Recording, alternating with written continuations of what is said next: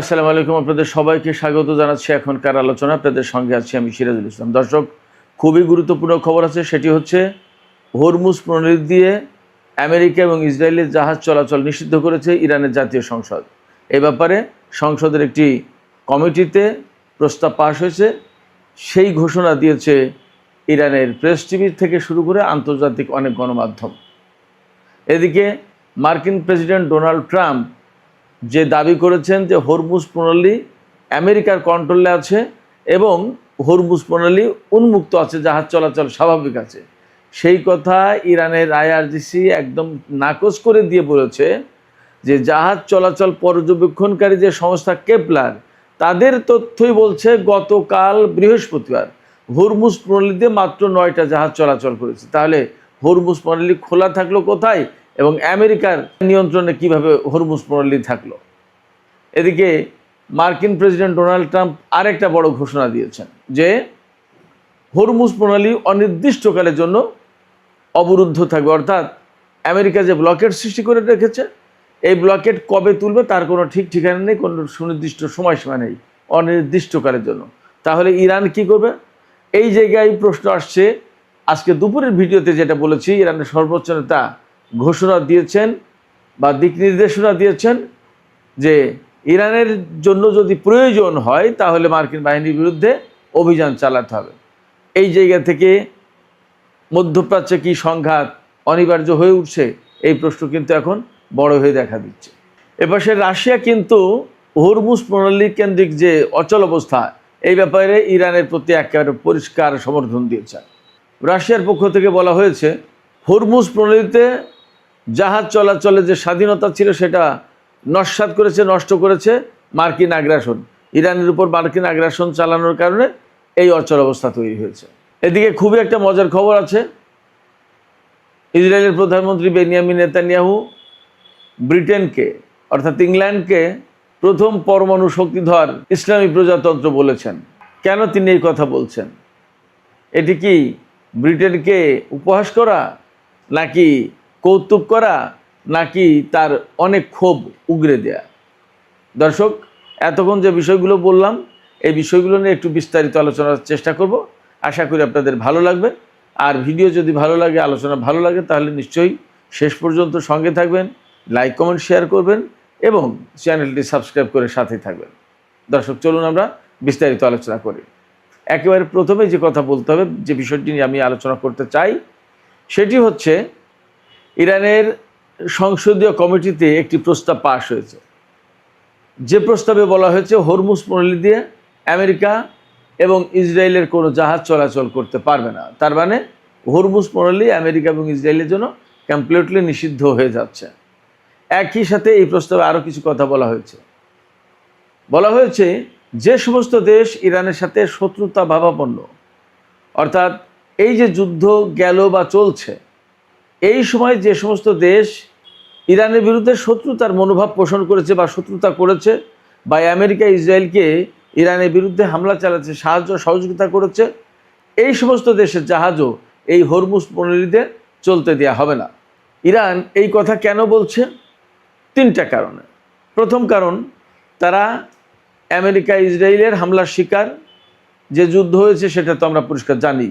একটা আলোচনা চলতেই আমেরিকা এবং ইসরায়েল হঠাৎ করে ইরানের উপর হামলা চালিয়ে দিল। ইরান অবশ্যই আগে যুদ্ধটা শুরু করেনি, সেক্ষেত্রে যুদ্ধটা চাপিয়ে দিয়েছে আমেরিকা এবং ইসরায়েল ইরানের উপরে, একথা বলতে কোনো দ্বিধা নেই। যেহেতু যুদ্ধটা চাপিয়ে দিয়েছে এবং এই ইসরায়েল এবং আমেরিকার যুদ্ধকে, চাপিয়ে দেওয়ার যুদ্ধকে ইরান খুব শক্তভাবে মোকাবেলা করেছে এবং এখন কার্যত মধ্যপ্রাচ্যে ইরান বেশ শক্তিশালী অবস্থানে, আপার হ্যান্ডে। ইসরায়েল অনেক আগেই যুদ্ধ থেকে দূরে আছে, আর আমেরিকা ইরানের সাথে যুদ্ধ করার পরেও খুব একটা সুবিধাজনক অবস্থানে নেই, বরং মধ্যপ্রাচ্যে তাদের প্রচুর ক্ষয়ক্ষতি হয়েছে। এমনকি আজকেও হরমুজগান প্রদেশ, যে প্রদেশের কাছেই হরমুজ প্রণালী অবস্থিত, এই হরমুজগান প্রদেশে আমেরিকার একটি MQ-9 রিপার ড্রোন ধ্বংস করেছে ইরানের আইআরজিসি। তো এই যে আমেরিকা ইসরায়েলের বিরুদ্ধে বা তাদের আঞ্চলিক যারা মিত্র ছিল তাদের বিরুদ্ধে ইরান শক্ত অবস্থানে থেকে যুদ্ধ করে এখন একটা আপার হ্যান্ডে আছে, ভালো অবস্থায় আছে, সেই জায়গা থেকে তারা তো একটু তাদের মতো করে সুবিধা আদায় করবে বা তাদের ইচ্ছা অনিচ্ছা কিছুটা বাস্তবায়নের চেষ্টা করবে। আমেরিকা এবং ইসরায়েলের জন্য হরমুজ প্রণালী যে বন্ধ করার কথা বলছে বা শত্রুতা ভাবাপন্ন যে সমস্ত দেশ তাদের জন্য হরমুজ প্রণালী বন্ধ করছে ইরান, তার দুটো কারণ বললাম। একটা হচ্ছে যে যেহেতু ইরান ভিকটিম যুদ্ধে এবং ইরান যেহেতু যুদ্ধ করে আপার হ্যান্ডে, অতএব তারা তাদের সুবিধাজনক অবস্থা এখন বাস্তবায়ন করবে, এটাই স্বাভাবিক। আর আরেকটা কারণ হচ্ছে ইরান যে কথা বলে আসছে যে হরমুজ প্রণালী যেহেতু তাদের ভূখণ্ডের সাথে লাগোয়া, এখানে আর আন্তর্জাতিক কোনো পানিসীমা নেই এবং বাকি অংশ ওমানের, অর্থাৎ ওমান এবং ইরানের ভাগাভাগি করে আন্তর্জাতিক কোনো পানিসীমা থাকে না। তার মানে ইরান এবং ওমানের পানিসীমা দিয়ে এই সমস্ত জাহাজ চলাচল করে। সেক্ষেত্রে তারা তো সিদ্ধান্ত নিতেই পারে পরিস্থিতি অনুযায়ী অন্তত, যে তারা কার জাহাজ চলাচল করতে দেবে, কার জাহাজ চলাচল করতে দেবে না, কোন জাহাজ থেকে টোল নেবে, কোন জাহাজ থেকে টোল নেবে না, টোল আদৌ নেবে নাকি নেবে না, এই সমস্ত সব কিছু সিদ্ধান্ত তারা নিতে পারে।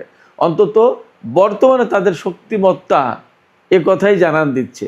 এবং সম্ভবত হরমুজ প্রণালী আটকে দিয়ে ইরান যে মধ্যপ্রাচ্যে একটা বড় শক্তি এবং বড় শক্তি হিসেবে আবির্ভূত হয়েছে তারও প্রমাণ এবং তারও নজির স্থাপন করার চেষ্টা করছেন।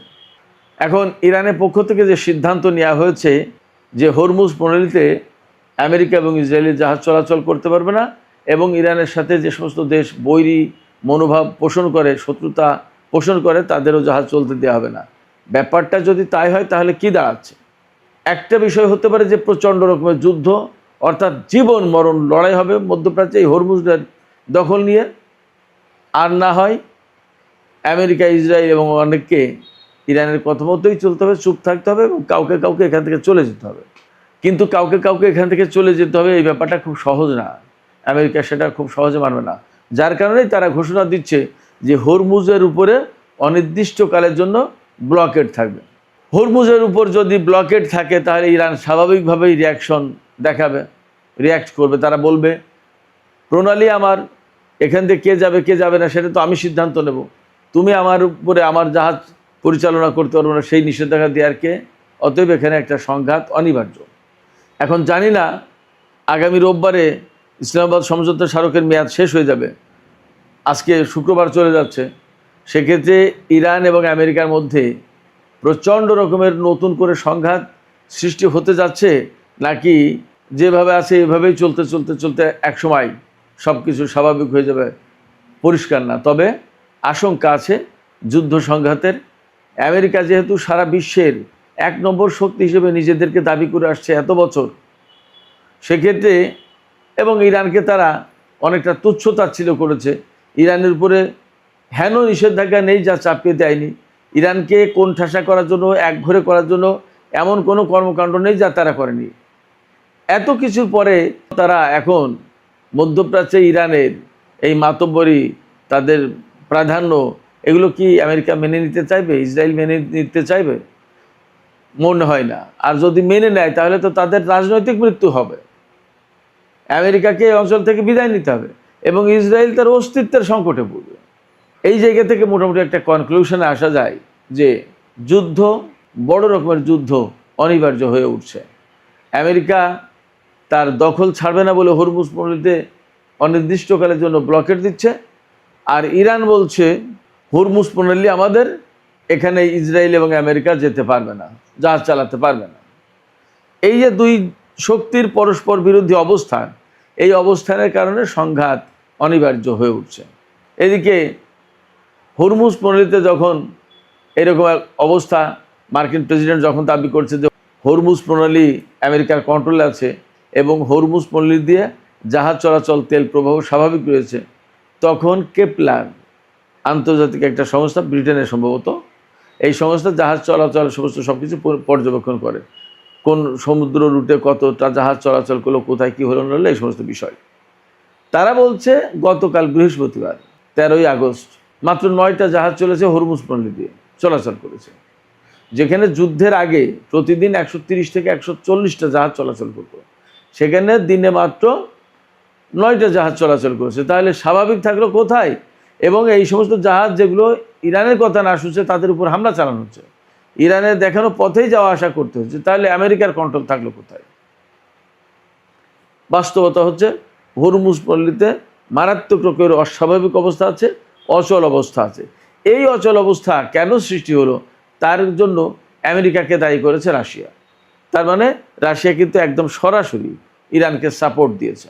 জাতিসংঘে নিযুক্ত রাশিয়ার রাষ্ট্রদূত মিখাইল উলাইয়ানভ তিনি বলেছেন যে আমেরিকা এবং ইসরায়েল ইরানের উপরে আগ্রাসন চাপিয়ে দেওয়ার কারণে, একদম সরাসরি আগ্রাসন শব্দটা বলেছেন, এই হরমুজ প্রণালীতে অস্থিতিশীলতা সৃষ্টি হয়েছে, সংকট সৃষ্টি হয়েছে এবং তাদের যুদ্ধের কারণেই হরমুজ প্রণালীতে জাহাজ চলাচলের নিরাপত্তা, স্বাধীনতা, সমস্ত সবকিছু বিনষ্ট হয়েছে। রাশিয়ার এই সমর্থনটা কিন্তু বিরাট বড় ব্যাপার। এর 3-4 দিন আগে কিন্তু চীনের প্রেসিডেন্ট শি জিনপিং বলেছেন হরমুজ প্রণালীতে ইরানের সার্বভৌমত্ব রয়েছে। রাশিয়া এবং চীন যখন এই বক্তব্য দিচ্ছে তখন কিন্তু ইরানের অবস্থান আরও বেশি শক্ত হচ্ছে এবং এর মানে কিন্তু একটা বড় রাজনৈতিক বার্তা রাশিয়া এবং চীনের পক্ষ থেকে। অর্থাৎ এই হরমুজকে কেন্দ্র করে ইরান এবং আমেরিকার মধ্যে যদি বড় কোনো সংঘাত হয় তাহলে সেই সংঘাতের বিপক্ষে রাশিয়া এবং চীন অবস্থান করছে, এটা পরিষ্কার করলো। পাশাপাশি এই হরমুজ প্রণালীর দখলে যদি না থাকে ইরানের, তাহলে কিন্তু চীনের স্বার্থ নষ্ট হয়ে যাবে, রাশিয়ার স্বার্থও তাই। সেক্ষেত্রে যদি বড় কোনো সংঘাত শুরু হয় আর যদি প্রয়োজন হয় চীন এবং রাশিয়ার সমর্থন, প্রয়োজনে সামরিক সমর্থন, তাহলে হয়তো তারা দিতে প্রস্তুত। সেই বার্তাও মনে হয় এই কথার ভিতর দিয়ে বেইজিং এবং মস্কো নিশ্চিত করলো। এদিকে হরমুজ প্রণালী নিয়ে যখন এরকমের টান টান উত্তেজনা, কার দখলে থাকবে হরমুজ প্রণালী সেটা নিয়ে যখন নানামুখী তৎপরতা, তখন আরও দুটো খবর এসেছে। একটা খবর হচ্ছে ইরানের হরমুজগান প্রদেশে একটা মার্কিন MQ-9 রিপার ড্রোন ভূপাতিত করেছে IRGC। খেয়াল করুন, তার মানে ইরানের ভূখণ্ডের ভিতরে আমেরিকা ড্রোন প্রবেশ করানোর চেষ্টা করেছে। এই ড্রোনের মূল লক্ষ্য ছিল গোয়েন্দা তথ্য সংগ্রহ করা। তো আমেরিকা যদি ইরানের ভেতর থেকে গোয়েন্দা তথ্য সংগ্রহ করার চেষ্টা করে, তার মানে হচ্ছে ইরানের বিরুদ্ধে তারা হামলার পরিকল্পনা করছে, হামলার জন্য প্রয়োজনীয় তথ্য সংগ্রহের চেষ্টা করছিল। সেই ড্রোন ভূপাতিত করেছে ইরানের IRGC এবং IRGC এই যে ড্রোন ভূপাতিত করলো, তার মানে হচ্ছে IRGC সদা প্রস্তুত। এবং এর সাথেই সম্ভবত রিলেট করা যাচ্ছে ইরানের সর্বোচ্চ নেতা আয়াতুল্লাহ সাইয়েদ মুস্তফা খামেনি যে নির্দেশনা দিয়েছেন যে আমেরিকার বিরুদ্ধে যদি প্রয়োজন হয় তাহলে ইরানের সামরিক বাহিনী যেন অভিযান শুরু করে। এই নির্দেশনার সাথে কিন্তু এই ড্রোন ভূপাতিত করার ঘটনা মোটামুটি অনেকটা মিলে যাচ্ছে। এবং আজকে কিন্তু শুক্রবার চলে যাচ্ছে, আমেরিকায় ছুটির দিন শুরু হচ্ছে শনি এবং রবি। এই যে সপ্তাহের শেষ, অবশ্যই ইসলামাবাদ সমঝোতা স্মারক এর যে মেয়াদ, সেই মেয়াদ কিন্তু রোববার শেষ হয়ে যাবে। আবার আমেরিকা কিন্তু মধ্যপ্রাচ্যে বিমান বাহিনীর সদস্যদের জড়ো করছে, এমন খবর গতকালকে দিয়েছিলাম। এইরকম একটা প্রেক্ষাপটে মনে হচ্ছে, একটা আশঙ্কা তৈরি হচ্ছে যে শনি রবি যে কোনো দিন, এমনকি আজকের রাতের পরেই ইরানের সাথে আমেরিকার নতুন করে সংঘাত শুরু হলেও হতে পারে, অসম্ভব কিছু না। এদিকে সেনকমের প্রধান অ্যাডমিরাল ব্র্যাড কুপারের সাথে সৌদি যুবরাজ মোহাম্মদ বিন সালমান বৈঠক করেছেন। এই বৈঠকে কি কথা হয়েছে তা পরিষ্কার না জানা গেলেও মোটামুটি এই কথা জানা গেছে যে আঞ্চলিক নিরাপত্তা ইত্যাদি ইত্যাদি, যুদ্ধ পরবর্তী বর্তমান যে অবস্থা, এই সমস্ত নিয়ে আলোচনা হয়েছে। সম্ভবত ডোনাল্ড ট্রাম্পের পক্ষ থেকে ব্র্যাড কুপার সৌদি যুবরাজদের সাথে বৈঠক করেছেন। এই যে তুরস্ক, পাকিস্তান এবং সৌদি আরবের ভেতরে যে নিরাপত্তা চুক্তি হলো, মক্কা চুক্তি হলো, এই ব্যাপার হয়তো আরও কিছু বিষয় নিয়ে আলাপ আলোচনা করেছেন। যেহেতু এই মক্কা চুক্তির মধ্য দিয়ে এমন একটা পরিবেশ তৈরি হয়েছে যেখান থেকে মধ্যপ্রাচ্যের দেশগুলো মার্কিন নিরাপত্তা ছাতার আওতা থেকে বেরিয়ে যাওয়ার পথ খুঁজছে বা সেই পথ তৈরি করেছে। এইরকম একটা জায়গা থেকে সম্ভবত আমেরিকা সৌদি আরবের সাথে আলাপ আলোচনা করছে, পরিস্থিতি কি, ব্যাপারটা কি, এবং আসলে তাদের ভবিষ্যৎটা কি, সৌদি আরব কি করতে চায়। সৌদি আরব যদি আমেরিকার সেনাদের না রাখে তাহলে আমেরিকার সেনাদের এখানে থাকার কোনো স্কোপ নেই। সুপ্রিয় দর্শক, আলোচনা শেষ করব, একদম সংক্ষেপে একটা বিষয় বলি। ইসরায়েলের প্রধানমন্ত্রী বেনিয়ামিন নেতানিয়াহু তিনি ব্রিটেনকে প্রথম পরমাণু শক্তিধর ইসলামী প্রজাতন্ত্র বলে কৌতুক করেছেন বা হাস্যরস করেছেন বা ব্রিটেনকে ইনসাল্ট করেছেন, যাই বলেন। কেন করেছেন তিনি, এটা হলো আসল কথা। পশ্চিম তীরে ইসরায়েলের উগ্রপন্থী বসতি স্থাপনকারীরা ফিলিস্তিনের জনগণকে অবরুদ্ধ করে রাখছে, মারছে, ধরছে, যা খুশি তাই করছে। এমনকি কোনো কোনো বাড়ি ঘেরাও করে রাখছে, সেই সমস্ত বাড়ির লোকজন বের হতে পারছে না। এই উগ্রবাদী ইহুদিদেরকে সরাতেও পারছে না ইসরায়েলের সেনারা। ইসরায়েলের গণমাধ্যমে এই সমস্ত খবর আসছে। এরকম অবস্থায় ব্রিটেন নিন্দা জানিয়েছে এই ইসরায়েলের উগ্রবাদী বসতি স্থাপনকারীদের এবং কারো কারো বিরুদ্ধে নিষেধাজ্ঞা আরোপ করেছে যে এই উগ্রবাদী ইহুদিরা ব্রিটেনে প্রবেশ করতে পারবে না। এটা ইউরোপের অনেক দেশেই করে, এমনকি আমেরিকায়ও করেছিল এই জো বাইডেনের সময়। এই এরকম একটা প্রেক্ষাপট থেকে নেতানিয়াহু বলছেন, ইনসাল্ট করে ব্রিটেনকে, যে প্রথম পরমাণু শক্তিধর ইসলামী প্রজাতন্ত্র, তার মানে ফিলিস্তিনি মুসলমানদের পক্ষে তারা অবস্থান নিয়েছে ইহুদিদের বিপক্ষে গিয়ে। এবং যেহেতু ব্রিটেনের হাতে পরমাণু শক্তি রয়েছে, পরমাণু অস্ত্রধারী দেশ ব্রিটেন, সেই জন্য এই কথা বলছে। ইরান এর ভিতর দিয়ে কিন্তু বেসিক্যালি ইরানকেও একটা ইঙ্গিত করা হয়েছে। তো যাই হোক তাই হোক, ফ্যাক্ট হচ্ছে যে সারা বিশ্বেই ইসরায়েলের বিরুদ্ধে আসলে মনোভাব তৈরি হচ্ছে এবং ফিলিস্তিনি নিপীড়িত নির্যাতিত ফিলিস্তিনিদের পক্ষে মতামত তৈরি হচ্ছে, তাতে কোনো সন্দেহ নেই। আমরা অপেক্ষা করি, দেখা যাক ফিলিস্তিনি এই সংকটের শেষ কোথায়। সুপ্রিয় দর্শক, আলোচনা শেষ করব। আলোচনা শেষের আগে আপনাদের কাছে আপনাদের মতামত জানতে চাই। এই যে হরমুজ প্রণালী কেন্দ্রিক যে সমস্ত সিদ্ধান্ত হলো, ইরান যে সিদ্ধান্ত নিল যে হরমুজ প্রণালী দিয়ে আমেরিকা এবং ইসরায়েলের কোনো জাহাজ চলতে পারবে না, শত্রু ভাবাপন্ন দেশগুলোও জাহাজ পরিচালনা করতে পারবে না, এতে কি নতুন করে সংঘাতের আশঙ্কা তৈরি হলো, নাকি এই চাপে পড়ে আমেরিকা মধ্যপ্রাচ্য ছাড়তে বাধ্য হবে? কি মনে হয়? আপনাদের মতামত জানিয়ে কমেন্টে লিখতে পারেন। আর ভিডিও ভালো লাগলে লাইক, কমেন্ট, শেয়ার করবেন এবং চ্যানেলটি সাবস্ক্রাইব করে সাথেই থাকবেন।